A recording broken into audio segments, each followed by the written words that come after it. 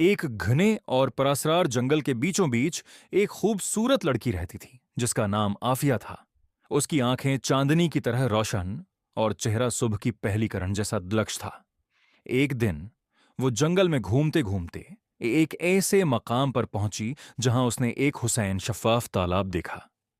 पानी इतना साफ था कि उसमें आसमान का अक्स जगमगा रहा था। आफिया इस तालाब के करीब बैठी तो उसकी नजर एक चमकती हुई सुनहरी मछली पर पड़ी। वो मछली नहायत दलक्ष थी, जैसे कोई जादुई मखलूक हो। तजस्सुस में आकर आफिया ने हाथ बढ़ाया और मछली को पकड़ लिया। लेकिन जैसे ही उसने उसे पानी से बाहर निकाला, मछली तड़पकर मर गई। अचानक तालाब के पानी में हलचल हुई और उसमें से एक बड़ी मछली नमूदार हुई। वो इस मुर्दा मछली की मां थी। इसकी आंखों में गुस्सा और दुख भरा हुआ था। वो बोली, तुमने मेरी बेटी को मार दिया, अब तुम्हें उसकी सजा भुगतनी होगी। ये कहकर उसने आफिया को एक अजीब सी चमकती हुई मायर पिलाया। जैसे ही आफी ने वो पिया, उसका खूबसूरत चेहरा लम्हों में झरियों से भर गया।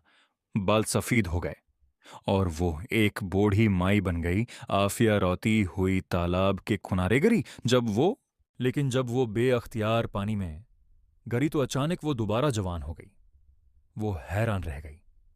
फिर जब वो पानी से बाहर निकली तो वो फिर से बूढ़ी हो गई। अब ये उसकी किस्मत बन गई थी, तालाब के अंदर जवानी और बाहर बढ़ापा। वक्त गुजरता गया और आफी ने उसी जंगल में एक छोटी सी झोंपड़ी बना ली।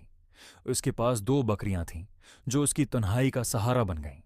वो दिन भर जंगल में रहती और कभी कभार तालाब में जाकर अपनी जवानी को महसूस करती, मगर हर बार वापस आकर वही बूढ़ी माई बन जाती। एक दिन एक नौजवान लड़का जिसका नाम जामिन था, शिकार की तलाश में जंगल में आया। घूमते घूमते वो इस तालाब के करीब पहुंचा। अचानक उसने एक अजीब मंजर देखा। एक बूढ़ी औरत पानी में दाखिल हुई और जैसे ही वो अंदर गई, वो एक हुसीन लड़की बन गई। वो लड़की तालाब के किनारे एक पत्थर पर बैठ गई और जारो की तार रोने लगी। जामिन ये सब देखकर हैरान रह गया। वो खामोशी से दरख्त के पीछे छिपकर सब कुछ देखता रहा। कुछ देर बाद वो लड़की दोबारा पानी से बाहर निकली और फौरन ही बूढ़ी माई बन गई। जामिन का दिल उसके लिए हमदर्दी से भर गया। वो आगे बढ़ा और नरमी से बोला, आप कौन हैं और ये कैसा अजीब राज है?